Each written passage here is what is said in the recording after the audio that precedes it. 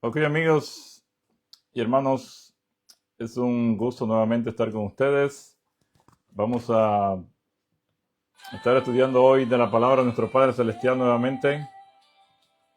Esperamos que el tema de hoy sea de gran beneficio para todos, porque vamos a seguir conociendo a nuestro Padre Celestial, su carácter maravilloso, que es el que tenemos que nosotros aprender a imitar y llegar a ser como Él, ¿verdad? Porque solo los que lleguen a ser como Él, en carácter, ¿verdad? Dice Elena G. de White, van a lograr ser llevados, trasladados al reino celestial. Así que vemos la importancia de poder conocer a nuestro Padre Celestial tal como su Hijo lo vino a mostrar en esta tierra. Así que vamos a pedir a nuestro Padre en este momento que nos dé su bendición y nos ayude para que podamos entender su palabra y que sea de beneficio espiritual para todos.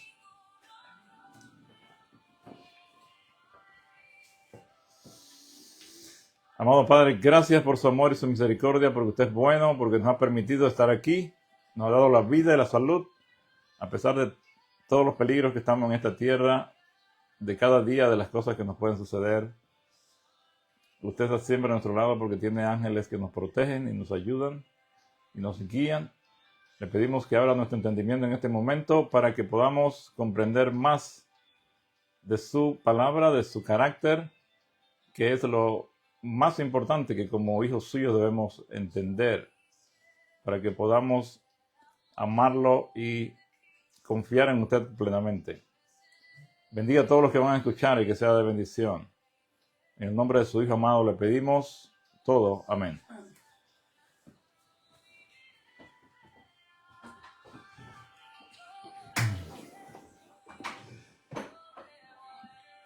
Ok, hermanos y amigos,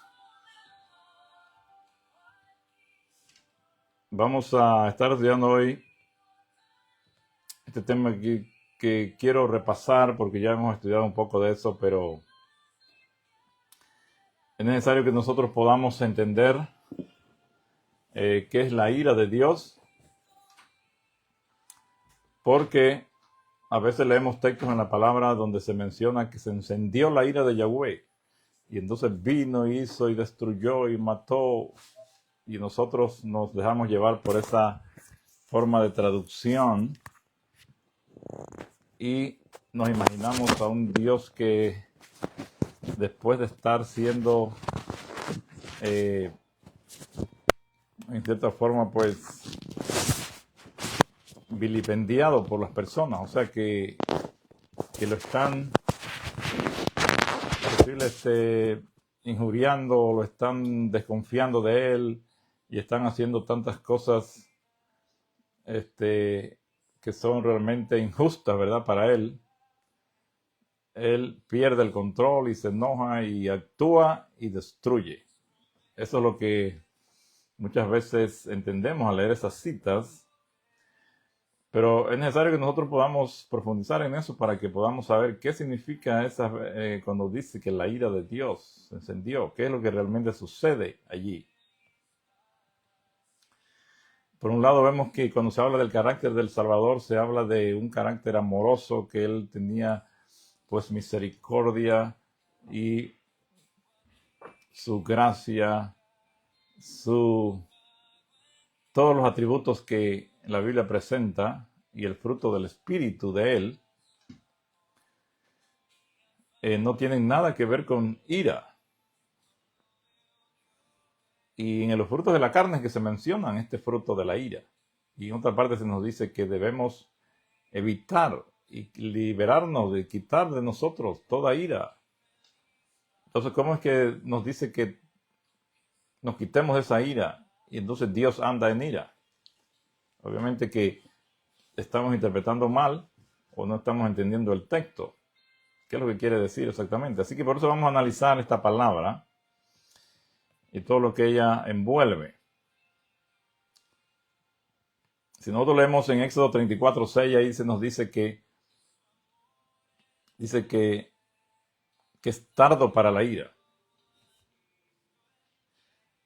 Pero vamos a ver que esta traducción también, esa palabra pues significa muchas cosas.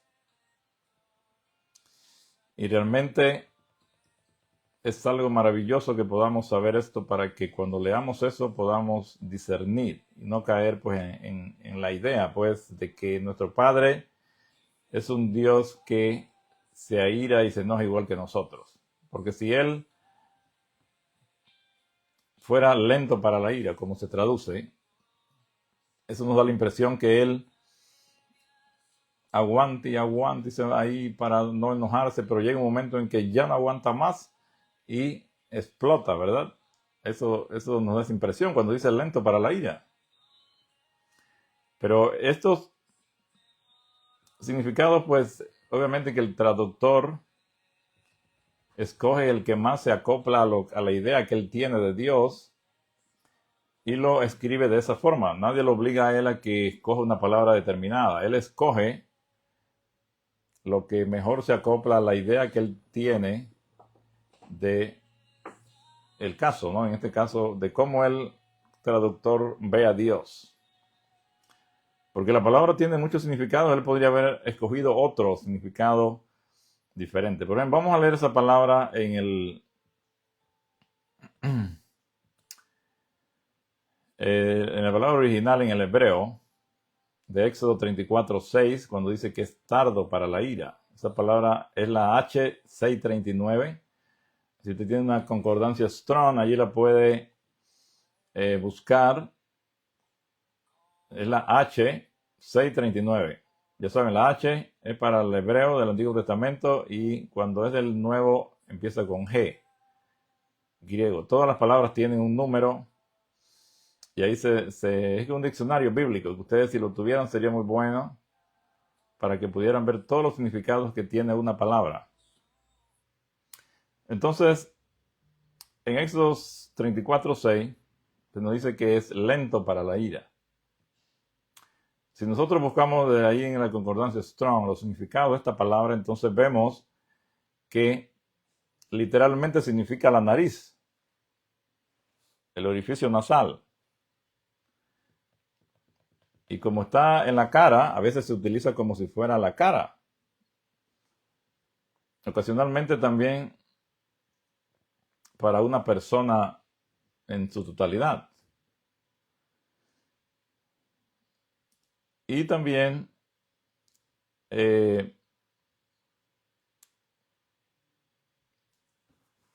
significa como la pasión o la ira, enojo, porque como cuando alguien está enojado sale ese resoplido por la nariz que te acelera la respiración y se oye un sonido aquí en la nariz. Entonces por esa palabra significar nariz, entonces está asociado también con la ira y el enojo, porque cuando está enojado hace eso. Tira aire por la nariz, así de una forma acelerada y con un sonido, ¿verdad?, determinado que ya sabemos. Entonces, por eso, a veces, en muchos textos, pues se usa la palabra para cuando la persona esté enojada o para las otras ocasiones para referirse solo a la nariz o a la cara o al rostro de una persona. También hocico, como de un animal. También significa digno y significa ira también, ¿no?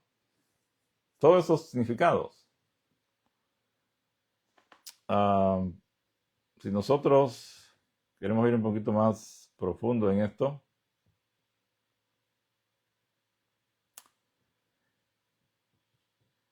vamos a ver aquí que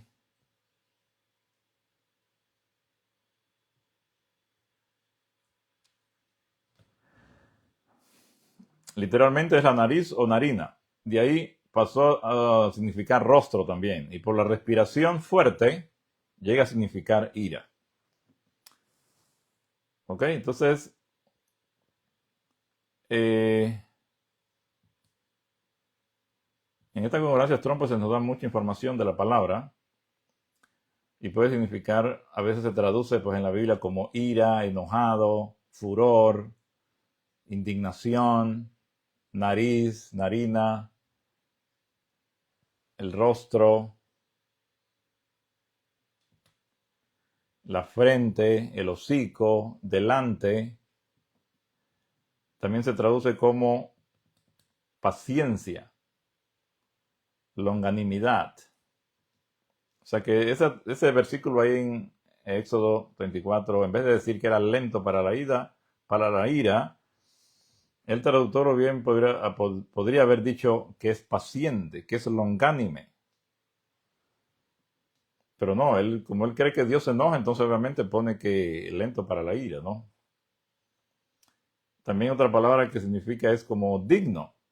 Por eso cuando el Cana, allí en 1 Samuel, que le da una porción, dice que le da una porción digna a Ana. Se usa la misma palabra, af, en inglés, digo en hebreo, en el original, que también significa digna, digno o digna, ¿no? Así que esta palabra, pues tiene, como vemos, tiene muchos significados. Literalmente nariz, como en Génesis 2:7, que aliento en las narices, en una forma figurada significa ira. Se enciende la nariz, ¿verdad? Y en forma extendida, pues el rostro o la presencia de alguien.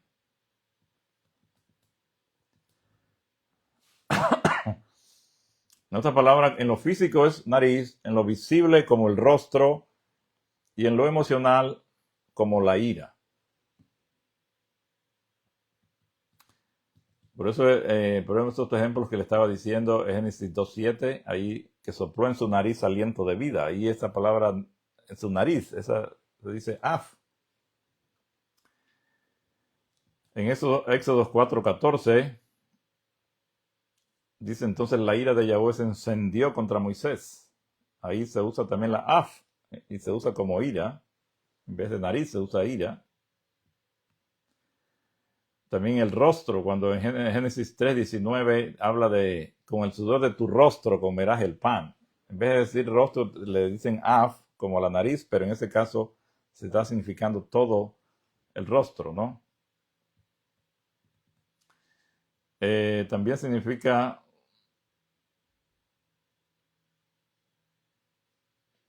como delante de, en presencia de, como en Ezequiel 38:18. En otro significa el hocico o nariz de animal, como en Job 40:24. Dice, ¿horadará alguien su nariz? Y ahí se usa y se refiere al hocico allí, pues también usa la misma palabra, af. En Proverbios 14:29 dice de paciencia y longanimidad. Allí se traduce como paciencia o longanimidad, pero es la misma palabra, af. Así que ustedes pueden ver que esta palabra pues tiene muchos significados. Y por eso debemos entender por qué ese traductor, a veces los traductores pues se dejan llevar por sus ideas, porque nadie los puede obligar que traduzcan de una forma determinada. Entonces ellos, de acuerdo a su comprensión que tienen del tema de Dios y de cómo es Dios, entonces ellos así mismo usan esas ideas que tienen para traducir de un idioma a otro. Ok, entonces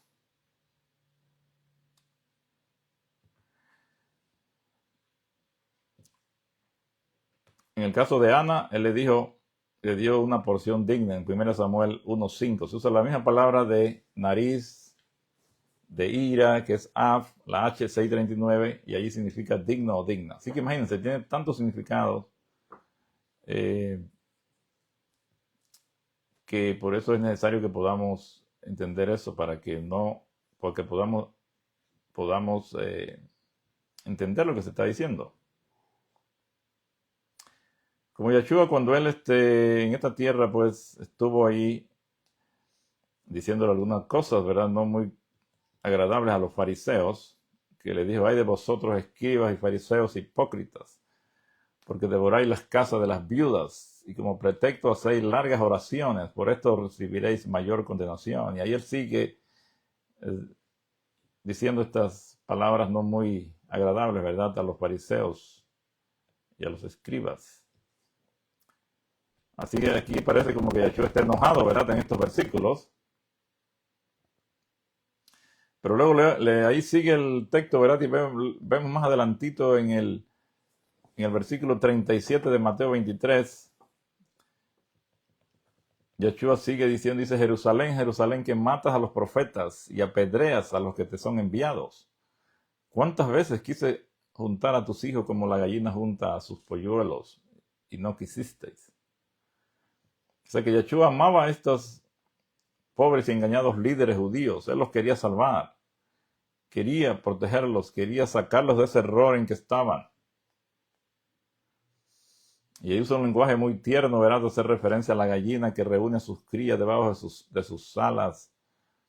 Entonces, su enojo realmente es una expresión del profundo dolor que poco antes había manifestado en llanto, porque ahí vemos cuando Yeshua llora al ver a Jerusalén. En el futuro se le presenta, el Espíritu de Dios le muestra lo que va a suceder allí, y él puede ver por anticipado lo que esta nación iba a sufrir, cuál iba a ser el destino de todas estas personas y de sus hijos.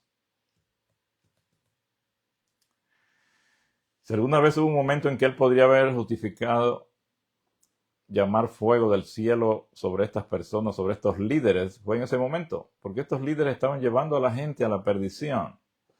Eran un obstáculo en que la gente conociera el verdadero carácter de Yeshua y su evangelio. Estaban impidiendo que entraran a la salvación, así que ellos eran muy culpables. Iban a hacer que toda esta gente se perdiera. Imagínense.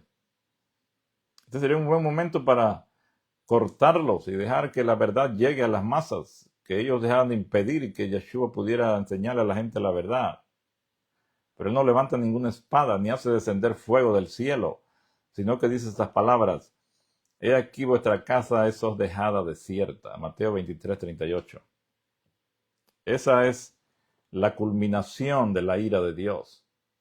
El Hijo de Dios declara que la protección de la nación ha sido quitada. ¿Ok? Después de ese instante, Satanás puede tomar el control total de los líderes judíos, y poco después logran cumplir sus planes asesinos de matar a Yeshua. Entonces, cuando él dice aquí vuestra casa es dejada desierta, ¿qué quiere decir eso? Que su espíritu se estaba apartando de esos líderes, los estaba dejando en brazos del enemigo. Es importante notar que cuando Yeshua declaró que la casa de Israel había quedado desierta, preparó el camino para su propia muerte, no la muerte de aquellos que se oponían a él, ¿ok?, sino la de él mismo. Así que cuando el Espíritu de Dios, restrictivo de Dios, que es el que está protegiéndonos, que nos está poniendo un cerco, ¿verdad?, para que los espíritus malignos de Satanás no nos destruyan. Cuando ese espíritu restrictivo que Dios tiene se aleja de nosotros o de los que están en esta situación de rechazar las advertencias de Dios y de seguir en sus caminos pecaminosos. En este caso de los sacerdotes y gobernantes, ya no había nada que impidiera que ellos mataran a Yeshua. El Espíritu de Dios se aparta. Ellos quedan controlados totalmente por Satanás. Y en 40 años pudo destruir por completo la ciudad. En ese momento los lleva a los líderes a matar a Yeshua, a llevarlos a no parar hasta que lo vean colgado en la cruz. Pero Satanás siguió con el control de esta nación y 40 años más tarde pudo destruirla totalmente. Más de 1 millón de judíos perdieron la vida allí cuando los romanos entraron. Dice que la sangre corría hasta los tobillos, ¿verdad?, allí en Jerusalén. Así que esta es la definición de la ira de Dios expresada de otra manera. Esperamos que pongamos atención aquí, es algo muy importante.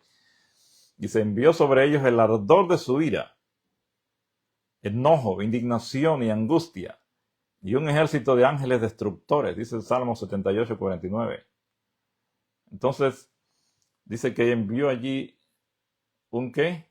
Un ejército de ángeles destructores. ¿Quién es el destructor? ¿Quién eran estos ángeles destructores? No son los ángeles de Dios. Las citas del Espíritu de Profecía, por ejemplo, vamos a leer algunas aquí para que sepamos quién es el destructor. Dice aquí, Satanás es el destructor y Yeshua el restaurador. Él nos hará partícipes de su santidad. Dios no considera livianamente el pecado, sino que trata de rescatarnos del pecado. En los lugares celestiales, página 68, párrafo 3. Otra cita de Ellen G. White acerca de quién es el destructor. La enfermedad, el padecimiento y la muerte son obra de un poder enemigo. Satanás es el que destruye. Satanás es el destructor. También en Testimonios 5, página 128, ella dice, Satanás es el gran enemigo de Dios y del hombre. En las Escrituras es llamado el destructor, acusador de los hermanos, engañador, mentiroso, atormentador y homicida. Ese es Satanás, hermanos. Él es el destructor. Él es el que anda viendo qué persona queda fuera del cerco protector de los ángeles poderosos de Dios para actuar de una vez y destruir y matar. Y la Biblia nos dice en Juan 10:10, el ladrón no viene sino para hurtar y matar y destruir. Yo he venido para que tengan vida y para que la tengan en abundancia. Ahí ese ladrón no es más que nada más ni menos que el mismo Satanás. Ahí Yeshua está hablando y a eso se está refiriendo. ¿Por qué?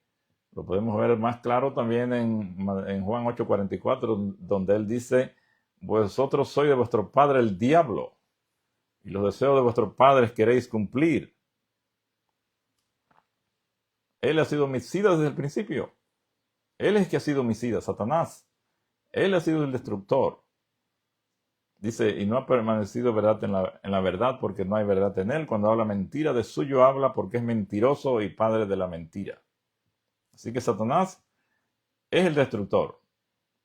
El Ellen G. White lo dice, la Biblia lo dice, pero muchas personas tienen la impresión que Dios también anda destruyendo y que mató allá en el diluvio, que mató acá a los de Sodoma y Gomorra. O sea que Dios y Satanás para estas personas andan en la misma cosa. Y todos estos textos, entonces los vamos a tirar por tierra. ¿Cómo podemos hacer que esto concuerde? Si no hay ninguna relación entre Yeshua y Satanás, ¿cómo pueden los dos andar haciendo la misma actividad? En 1 Corintios 10:10 nos dice, ni murmuréis como algunos de ellos murmuraron y perecieron por el destructor. Y aquí la palabra destructor en griego significa serpiente venenosa, que es en el original o en el griego, ¿verdad? Allí donde dice destructor es lo mismo que serpiente venenosa. Y en Apocalipsis 9:11 nos dice quién es esa serpiente, ¿no? Y dice, y tienen por rey sobre ellos el ángel del abismo, cuyo nombre en hebreo es Abadón y en griego Apolión. En ambos idiomas significa destructor. Esa palabra, tanto en hebreo como en griego, en la que se usa en Apocalipsis 9:11, significa destructor. Y se está refiriendo obviamente que a Satanás. El destructor es Satanás. Cuando las personas persisten en rechazar a Yeshua y dejan en claro que no quieren tener nada que ver con él, sollozando de angustia, nuestro Salvador se duele por sus hijos perdidos y les permite tener el Señor de su elección. Cuando usted no quiere saber de Dios, le está diciendo a Dios con sus acciones, posible, no directamente con sus palabras, pero con sus acciones usted le está diciendo a nuestro Salvador y a su Padre, no quiero saber de ustedes, yo quiero seguir en mi vida, yo quiero seguir haciendo estas cosas que me gustan. No quiero saber de ti porque esa ley no me gusta. Y lo rechazamos. Entonces, lo que estamos diciendo en otras palabras es, yo no quiero que tú me protejas. Yo quiero salirme de tu control, así como el hijo pródigo. Yo quiero irme al mundo a gozar y hacer lo que a mí me gusta. Así que cuando esto ocurre, el cerco de protección que ha sido colocado alrededor de cada persona es derribado. Cada uno de nosotros tiene un cerco protector. Aunque usted no lo crea, aunque usted es una persona posible no tan religiosa o que busque a Dios o que ande en sus caminos totalmente, pero Dios lo está protegiendo de todas formas, porque si Dios no lo protegiera, ya Satanás lo hubiera matado. Así que todas las personas que nos están oyendo, si usted no es de ninguna iglesia todavía, ni ha buscado a Dios, ni conoce mucho, pero usted está vivo, es gracias a ese cerco protector que Dios tiene. Obviamente que cuando usted empieza a buscar a nuestro Padre Celestial y a su Hijo y acercarse a ellos, este cerco se hace más fuerte. No puede entrar Satanás. Pero aún a las personas digo que no tienen esta relación con Él todavía, pero Dios sabe que ellos posible tengan en el futuro una oportunidad de acercarse a Él los protege y los cuida. Por eso usted ve que no anda muriendo tanta gente. Si Satanás tuviera el control, aunque fuera un minuto total, que Dios se apartara de aquí, que sus ángeles se fueran, como va a ocurrir al final en una de la quinta plaga final que va a venir, van a ocurrir unos desastres que usted no se imagina. Tienen que leerlos ahí en Apocalipsis. Las trompetas y luego las plagas finales. Cuando la presencia de Dios, ese cerco protector que Él tiene en esta tierra y sobre cada persona sea derribado, van a ocurrir todas estas cosas. En Job 1:9, respondiendo Satanás a Yahweh, le dijo: ¿acaso teme Job a Dios de balde? ¿No le ha acercado alrededor a él y a su casa y a todo lo que tiene? Al trabajo de sus manos has dado bendición, por tanto sus bienes han aumentado sobre la tierra. Y aquí mismo que Satanás mismo está diciendo, no le has acercado tú alrededor, no le has puesto un cerco, una protección a él, por eso es que le va tan bien, y por eso es que él te busca, porque tú lo tienes protegido y lo bendices. Y en Salmo 34:7 dice, el ángel de Yahweh acampa alrededor de los que le temen y los defiende. Entonces, lo vemos por todas partes. Dios protege, tiene una protección, un cerco protector alrededor de los que andan en sus caminos y aún entre los que no andan en sus caminos. Pero si usted no anda en sus caminos, cada vez que usted comete un pecado, usted abre un boquete, una brecha en el muro, y Satanás tiene chance de hacerle daño y lo puede destruir. Así que por eso usted tiene que rápidamente ponerse en algo, tiene que empezar a obedecer a nuestro Padre y hacer su voluntad y estar con Él. Porque si usted anda haciendo cosas del mundo y apartado y no quiere saber de Dios, en cualquier momento le puede pasar algo. Y lo peor de todo es que si le pasa y usted no anda en una relación con Él, usted se va a perder eternamente. Porque eso es lo que usted quiere y eso es lo que usted decide con sus acciones. Dios no lo puede salvar a usted si usted no quiere. ¿Ok? Aquí dicen Eclesiastés 10:8, el que cava un hoyo caerá en él, y el que rompa el cerco le morderá una serpiente. Así que si usted quiere y rompe los mandamientos de Yahweh, que son ese muro, eso es como la ley de Dios que protege. Si usted rompe alguno de esos mandamientos, usted abre un hoyo y lo va a morder la serpiente. Y sabemos que la serpiente es Satanás mismo, la serpiente antigua. Ahora, ¿cómo se logra que se rompa ese cerco protector? Aquí hay en Ezequiel, en Isaías 38:10. Vamos a ver rápidamente algunas de las cosas que hacen que este cerco protector se caiga. Ve pues ahora y escribe esta visión en una tabla delante de ellos y regístrala en un libro, para que quede hasta el día postrero, eternamente y para siempre, porque este pueblo es rebelde, hijos mentirosos. Y ahí vemos las cosas. 1, es rebelde. 2, hijos mentirosos. 3, hijos que no quisieron oír la ley de Yahweh. 4, que dicen a los videntes, no veáis, y a los profetas, no nos profeticéis de lo recto. Decidnos cosas halagüeñas. Todas esas cosas hacen que el muro se vaya destruyendo. Dejad en camino apartados de la senda, quitad de nuestra presencia el Santo de Israel. Por lo tanto, el Santo de Israel dice así: porque desechaste esta palabra y confiasteis en violencia y en iniquidad, y en ello os habéis apoyado, por tanto será este pecado como grieta que amenaza ruina, y extendiéndose de una pared en una pared elevada, cuya caída viene súbita y repentinamente, y se quebrará como se quiebra un vaso de alfarero. Bueno, ahí sigue Isaías hablando de eso, cómo lo que le va a pasar a los que están haciendo estas cosas malas. Y en Ezequiel 22, 25, 31 también hay una lista larga que lo que iba a causar que este muro de protección se cayera. Vamos a ver aquí rápidamente. Si ustedes pueden leerlo, verá de Ezequiel 22, 25 al 31. Ahí están esos puntos claves. Pero vamos a resumirlos aquí. El punto número 1, que nuestro Padre les está diciendo que ellos estaban haciendo mal y quebrantando su ley, ¿verdad? El 1 era aprovecharse de las personas para obtener beneficio personal. ¿Ok? Personas que se aprovechan de los más débiles, de los que pueden, y andan en la vida aprovechándose de personas que cada vez que tienen chance hacen una cosa mala, porque la persona no puede defenderse, o porque nadie lo está viendo, ¿no? Entonces, esas cosas hacen que el cerco protector se caiga. ¿Qué más? Violar la ley de Yahweh, la rebelión contra su ley. ¿Qué otra cosa ahí en Ezequiel? Eso nomás estoy haciendo un resumen, pero ahí ustedes lo pueden leer. Profanar las cosas santas, mezclar lo sagrado y lo común. Eso andaban haciendo los israelitas allá. Apartar los ojos de los sábados. El día que Dios dio para que usted lo observe. Y las personas se limpian con eso, ¿verdad? No quieren saber nada de ese día y hacen lo que quieren ese día, ¿no?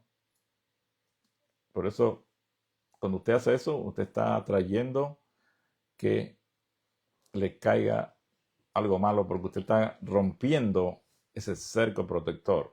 Y cualquier otro mandamiento de los 10. Pero en Ezequiel sigue diciendo, los líderes están involucrados en ganancias deshonestas. O sea, los líderes ahí en ese tiempo haciendo tranzas, como decimos acá, ¿verdad?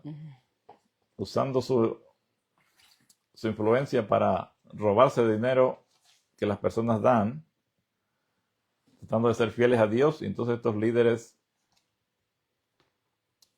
tracaleando, podríamos decir, a las personas honestas. Imagínense, eso le está trayendo ahí una condenación y está quitando el cerco protector. En un momento determinado pueden pagar muy serio eso.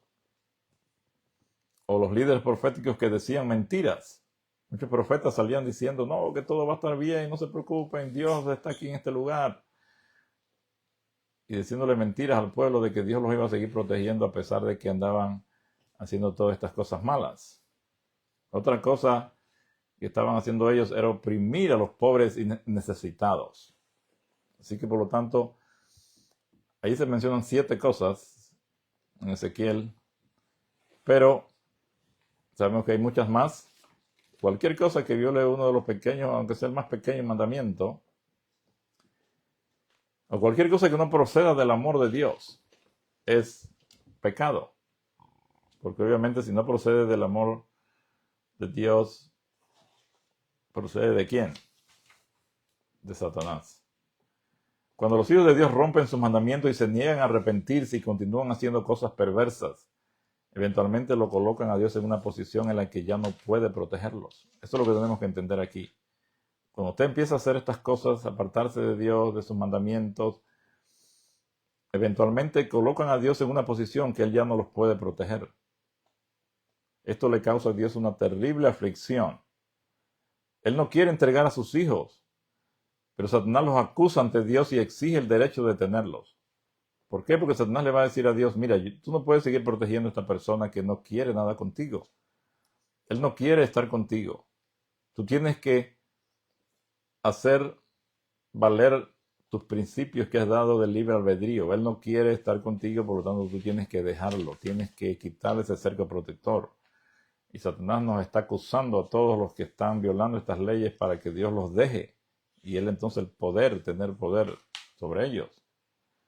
Entonces este dolor y esta angustia es la ira de Dios. Y entonces, ¿qué tan diferente es lo que nosotros imaginamos como ira de Dios? Que pensamos que es que Él se enoja y se pierde el control y viene y luego destruye, hermanos. Eso no es la ira de Dios.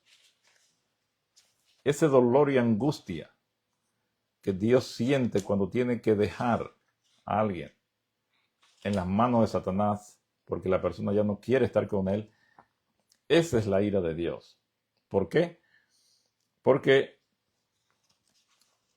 la ira ya dijimos que era la nariz y todo el rostro y todo lo demás, y entonces como la respiración agitada a través de la nariz por la profunda tristeza, pues sale de la nariz, entonces también esa palabra se traduce como ira, pero más bien es el dolor y la angustia que Dios experimenta cuando tiene que soltarlo a usted para que Satanás ya le haga lo que él desee. Entonces por eso cuando una persona está muy angustiada, cuando está llena de dolor, que empieza a respirar así con resoplidos y una respiración rápida, por eso se usa la palabra. Pero si el traductor entendiera esto, en ningún momento pues no iba a tratar de confundirnos con poner ira, lo mismo que la ira que alguien tiene cuando está enojado, que es lo mismo, porque alguien que está enojado está resoplando por la nariz, y alguien que tiene dolor y angustia también está soplando por la nariz. Entonces eso hace que esta palabra se aplique a los dos casos.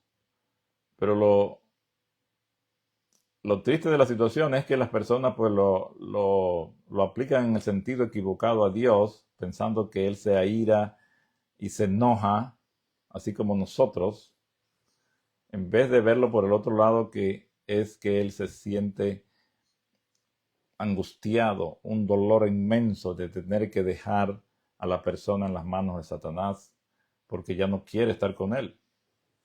¿Entienden, hermanos? Entonces, cuando miramos la lista que ahí vimos en Ezequiel 22, 25 al 31, encontramos referencias similares a lo que Yeshua mencionó en Mateo 23, cuando estamos hablando que él está diciendo a los fariseos. En el tiempo de Ezequiel, el cerco fue removido a Israel y Israel fue tomado cautivo por Babilonia.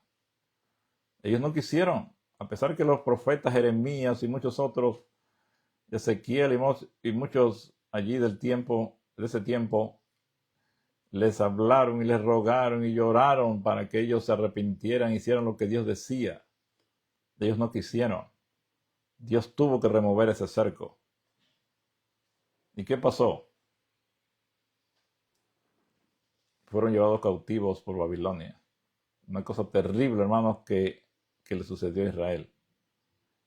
Era una de las cosas más terribles que pudieron ocurrir en aquel tiempo. Que llegara a otro país, los agarrara como cautivos y se los llevara para su nación allá. Posible algunos como esclavos, otros a trabajar forzadamente. Y eso era lo peor que le podía pasar a alguien. Pero les pasó a Israel. Y acá, cuando Yeshua está repitiendo estas mismas cosas que a los escribas y fariseos, que hay de ustedes escribas y fariseos que hacen esto y esto y esto, entonces también por ellos empecinarse en no cambiar y seguir haciendo lo que Yeshua les dijo que estaban mal, también le vino lo mismo. A Israel allá se lo llevaron cautivo a Babilonia, acá llegaron los romanos y ¿qué pasó? Destruyeron a Jerusalén en el año 70. ¿Ok? Así que estos 7 puntos clave para que crearon esta brecha tan grande que ya entró Satanás y los pudo destruir. ¿Cuáles son estas cosas? Como ya hemos dicho, vamos a repetirlas rápidamente. Aprovecharse de las personas para obtener beneficio personal. Violar la ley, rebelión a la ley de Dios. Profanar las cosas santas, mezclar lo sagrado y lo común. Profanar el sábado, no observarlo porque este es el día que nuestro Padre ha elegido, no es el domingo. El domingo es un día inventado por el hombre, pero en la Biblia, si usted lee desde el principio, nuestro Padre, el creador de todo, reposó, dice, en el 7º día, por eso lo bendijo y lo santificó. Ahí está en Génesis 3. Y así mismo Yahshua vino y él dice que guardó la ley. Y dice que él, como Lucas 4:16, que él, como era su costumbre, iba el día de sábado a la iglesia, a la sinagoga. Ese es el día que nuestro Padre desea, porque ese día fue el que él descansó y nos dio un ejemplo para que nosotros lo hagamos. No es cualquier día que él quiere el día que él dijo, porque eso tiene un gran significado. Entonces nosotros debemos ser obedientes a lo que él dice. Si no hacemos eso, estamos rechazando su voluntad y estamos saliendo de su protección. 4. Esconder los ojos de los sábados de Mateo 23:4. Bueno, ya dijimos acerca de los sábados, ¿verdad? Entonces los líderes estaban involucrados en ganancias deshonestas. Ellos andaban haciendo tranzas allí en ese templo, vendiendo animales para las fiestas, se los vendían caros a los que venían de lejos y no podían traer esos animales para sacrificio. Entonces ellos se los vendían allí, pero a un precio bien elevado. Imagínense, haciendo un negocio con las cosas de Dios. Cualquier líder religioso, cualquier pastor que se esté aprovechando de su situación, de su posición para ganar dinero ilícito o robarse dinero, no les viene nada bueno. Estas fueron las causas que llevaron a Israel a quedar fuera de la protección de Dios. Los líderes mentirosos que dicen mentiras, que dicen profecías falsas que no van a ocurrir o algo, y en aquel tiempo había muchos, decían cosas que no eran verdad, que Dios no los había enviado, y ellos decían que eso iba a ocurrir. Ellos también, es una de las causas que dice aquí. También habla de oprimir a los pobres y necesitados. Como ya dijimos, usted no debe aprovecharse de ninguna persona, aunque sea el más humilde, porque Dios está viendo eso y eso lo hace que usted abra una brecha también en esa muralla de protección y ya Dios no lo pueda proteger. Así que tenemos que ser justos, tenemos que ser misericordiosos con las personas que tienen menos, con las personas que necesitan y mostrar el amor de nuestro Salvador. Okay, entonces, cuando leemos las palabras de la ira del Señor se encendió contra Usa, por ejemplo. ¿Recuerdan cuando traían el arca de Dios de un lugar a otro y Usa era uno de los que estaba allí cuidando, era uno de los levitas? Entonces, este Usa vio como que la carreta se estaba virando y se estaba moviendo mucho y como que se iba a caer y él mete la mano supuestamente para detenerla, que no se cayera. Entonces las personas, y vino, dice que la ira de Dios se encendió y Usa murió. Entonces muchas personas piensan, oh, Dios lo mató porque él hizo eso. Pero todas estas historias tenemos que ir más profundo, porque si las leemos solo por encimita, vamos a creer que Dios es un Dios un tirano, un arbitrario y que actúa de una forma como la gente terrible de este mundo, ¿no? Entonces por eso necesitamos entender, porque Dios no se contradice. Él no puede ser de una forma en el Antiguo Testamento, venir el Hijo y mostrar otra cara y decir, no, ahora yo soy en la misericordia y la gracia y la fe. Pero allá en el Antiguo no, allá era la ley. Obedece y vivirás, desobedece y morirás. Dios no puede cambiar. Nosotros somos los que tenemos que entender las cosas para poder hallar esta conexión, esta relación que hay, que Dios no puede cambiarse de un día a otro, Él nunca cambia. Malaquías 3:6 y Hebreos 13:8 lo dicen claramente. Entonces, en el caso de Usa, cuando dice que la ira de Dios se encendió contra Usa, ¿no? ¿Cómo podríamos nosotros leer esto si tuviéramos realmente discernimiento, si entendemos lo que está pasando? Las palabras ira y encendió pueden traducirse como sufrimiento y angustia. Usa actuó de una manera que él sabía que no era correcta. Se había colocado en una posición en la que no podía ser protegido.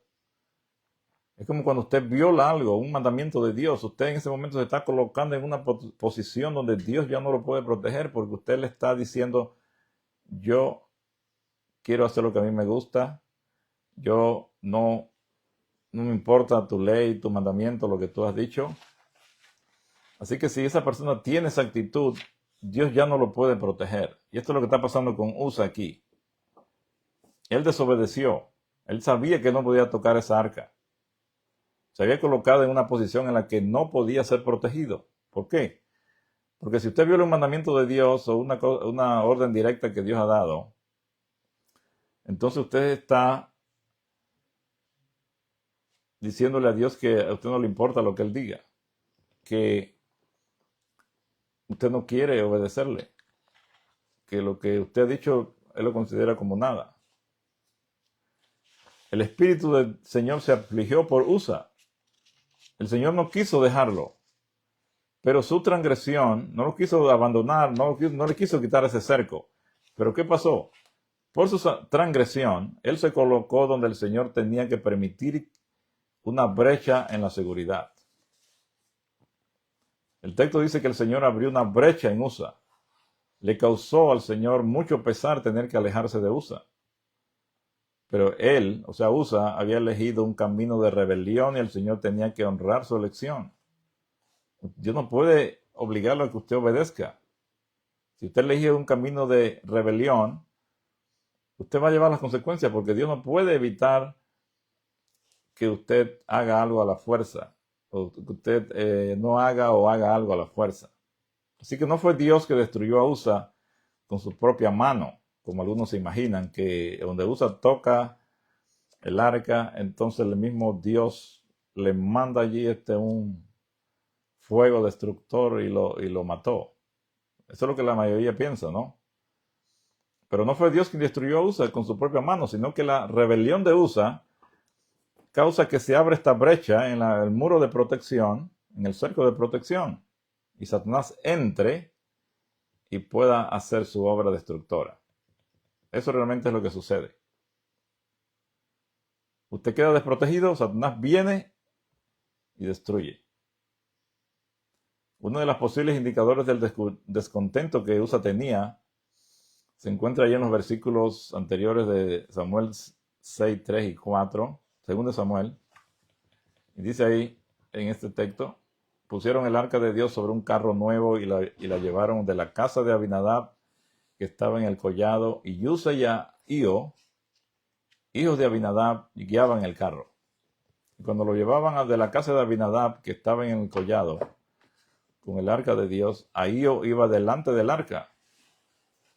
O sea, nos dice aquí, primero se nos cuenta que lo llevaron de la casa de Abinadab, que estaba en el collado, y Usa y Ahío, hijos de Abinadab, guiaban el carro nuevo. ¿Qué nos dice esto? Que Usa y Ahío, que eran hijos, estaban allí guiando el carro, pero cuando usted ve en la Biblia siempre se pone al mayor primero. Entonces Usa era el mayor de edad y Ahío era el menor. Entonces, pero cuando más adelantito narran, dicen que Ahío iba delante del arca, o sea que Usa era el que debería ir adelante, porque era el mayor, pero Ahío era el que iba adelante. Entonces posible Usa estaba enojado, estaba celoso, con celos, porque su hermano menor fue al que pusieron adelante. ¿Estaba celoso con su hermano? ¿Qué creen ustedes? ¿Había odio en su corazón? Iba ahí enojado posible, diciendo, oh, este hermano mío lo pusieron al frente, yo soy el mayor y yo soy el que debo ir allí. Entonces, ya él iba una actitud negativa, iba una actitud no de Dios, ¿verdad? Dios no quiere que tengamos ni celos, ni envidias, ni odio, ni rencor, ni nada de estas cosas. Cualquier persona que tenga el Espíritu de Dios va a tener siempre ese amor, gozo, paciencia, benignidad, bondad, fe, mansedumbre y templanza. La mansedumbre, aunque lo pongan allá en último lugar, él no debería haber tenido ese sentido de estar enojado o de odio a su hermano. Entonces, Otro problema secundario que produjo que se rompiera el cerco fue colocar el arca en un carro tirado por bueyes. ¿Por qué? Porque Dios había dicho que esta arca debía ser llevada por los levitas, no que pusieran eso en bueyes. Si ustedes ven las instrucciones en Deuteronomio 10:8, dice que en aquel tiempo apartó Yahweh la tribu de Leví para que llevase el arca del pacto de Yahweh, para que estuviese delante de Yahweh para servirle y para bendecir en su nombre hasta hoy. Entonces, en Josué 3:3 también se nos habla de que eran los levitas los que tenían que llevar esa arca cargada, no debían haberla puesto en esa carreta. Pero esta brecha secundaria no era suficiente para quitarle el cerco de protección a nadie más o a Usa, porque obviamente había algo en el corazón de Usa que causó que la protección fuera eliminada. Eso del arca pues no tuvo la culpa, así que Dios no le iba a quitar el cerco a él porque llevaban el arca, pero obviamente que eso estuvo mal. Pero ahora ya vimos que Usa pues posible tenía un corazón, ¿verdad? Estaba enojado, celos de su hermano, porque el hermano iba adelante y él iba atrás y él era el mayor. Entonces, ¿cómo leemos nosotros la Biblia? Leemos el carácter de Dios con una ira ardiente que hace pedazos a Usa, o ves a un padre tierno afligido resignándose a la decisión de Usa de seguir su camino de rebelión. ¿Cómo lo lee usted? Si nosotros no tenemos discernimiento, vamos a ver que Dios se enoja porque Usa toca el arca y vemos que es Dios el que pues actúa de una forma pues como cualquiera de nosotros, que se enoja.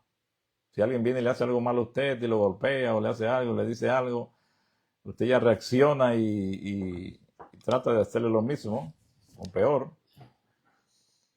¿Cómo vemos a Dios?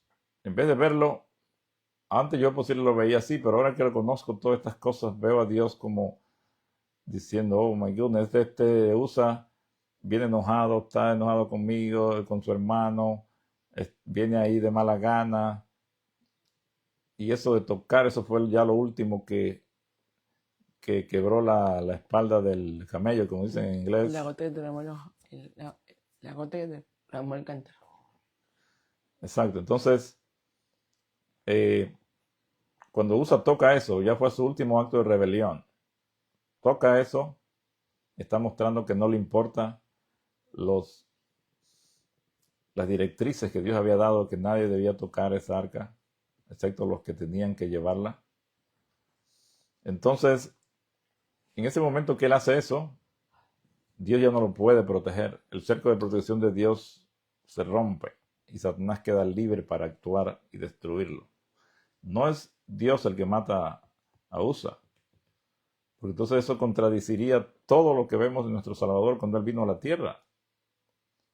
Y Dios no cambia. Entonces no podemos pensar que fue Dios el que mató a Usa.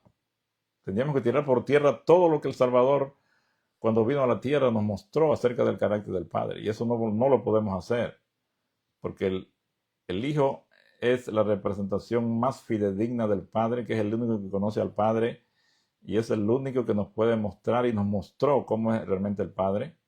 Fue hasta la muerte, prefirió que lo mataran a Él antes de Él matarnos a nosotros.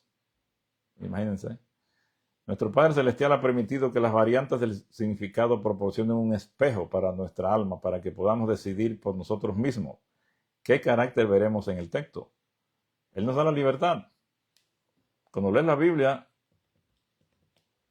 es como un espejo, pero allí tú vas a decidir a quién quieres ver allí, a ti mismo o quieres ver a Dios. O sea, lo vas a voltear para que Dios sea el que aparezca el malo, cuando nosotros somos los malos. Vemos un carácter como el nuestro allí. Vemos a una persona impulsiva, iracunda, que golpea en el suelo a los que cometen errores. O vemos a un padre afligido, forzado a aceptar la decisión de Usa de abrazar el espíritu de Satanás y ser entregado a su amo legítimo, el destructor. ¿Cuál de las dos formas vamos a verlo? como Dios, un Dios iracundo que se enoja y golpea y destruye a Usa en el suelo, o vemos a un padre que está afligido porque cuando ve que Usa hace eso, es la última acción de Usa mostrando lo que había en su corazón de rebelión contra Dios y de estar enojado contra su hermano y de odio contra su hermano porque él debía ir al frente y que Dios pues no puede ya protegerlo cuando usted hace esa acción, así como nosotros a veces podemos hacer la misma situación de apartarnos de Dios. Ok, hermanos, entonces en Levítico 26 dice, traeré sobre vosotros espada vengadora, en vindicación del pacto, y si buscareis refugio en vuestras ciudades, yo enviaré pestilencia entre vosotros y seréis entregados en manos del enemigo. Eso es lo que sucede. Cuando usted se aparta de Dios, ¿qué es lo que Él dice? Yo los voy a entregar. No es que Él va a decir, mira, va a agarrar a los israelitas y se los va a poner allá a los otros. No, Él nada más se retira. Y usted ya queda pues a expensas del enemigo. O usted mismo se sale del cerco protector, o se va afuera. Es la misma idea, ¿no? No es que Dios actúa para destruir y matar, sino que solamente lo que hace Él es, se le dice, entregados en manos del enemigo. Pero esa entrega no es que Dios los agarre y los lleva allá, sino que les quita el cerco protector. Por eso en muchos lugares de las Escrituras leemos que la ira del Señor se enciende y que la espada, el hambre y la pestilencia caen sobre las personas. En este texto que acabamos de leer vemos que ellas son entregadas en manos del enemigo. La ira que se enciende es la angustia y el dolor de nuestro Padre Celestial que Él experimenta cuando sus hijos descarriados persisten en rebelarse, quebrantando los mandamientos diseñados para su protección. Entonces, vemos allí que la ira de Dios no es como nos imaginamos. No es que se enoja y pierde el control y actúa destruyendo, sino más bien ese dolor y esa angustia que Él siente cuando usted, por su actitud de rebelión, no quiere escuchar la voz de Él y se aparta y rechaza todos sus avances de traerlo al arrepentimiento, y usted no desea eso y usted se aparta de Él y se va con el otro, ¿verdad? Con Satanás. Y todo eso lo podemos ver en los versículos de Levítico 26, 1 al 6, donde está hablando, dice, yo daré lluvia a su tiempo y la tierra rendirá sus frutos y el árbol del campo dará su fruto. Y vuestra tía alcanzará la vendimia y la vendimia alcanzará la sementera, y ahí sigue, ¿verdad? Y daré paz en la tierra y dormiréis y no habrá quien os espante. Y haré quitar de vuestra tierra las malas bestias y la espada no pasará por vuestro país. O sea, todas las bendiciones que Dios les decía, mira, si ustedes hacen esto, yo voy a estar con ustedes, yo los voy a proteger, yo les voy a bendecir en todas las cosas. O sea, si nosotros nos sometemos con gozo a los mandamientos de Dios y decidimos creer que nuestro Padre desea bendecirnos, entonces podemos disfrutar de la protección de los ángeles del Señor. Porque dice que vemos ahí el Salmo 91, 1 al 4, de ese ángel, dice que está alrededor de de sus hijos, ¿verdad? Para protegerlos. Él es nuestra esperanza, nuestro castillo, dice mi Dios, en quien confiaré.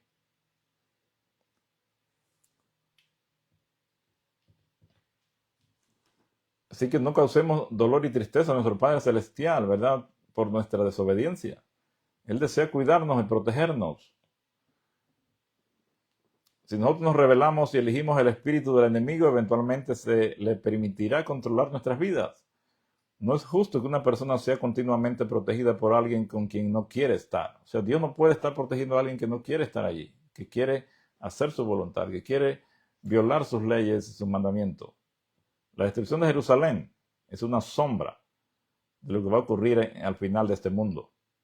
Y esta nación judía que rechazó a Yeshua hace 2000 años, de la misma manera es despreciado nuestro Salvador y rechazado por los hombres hoy.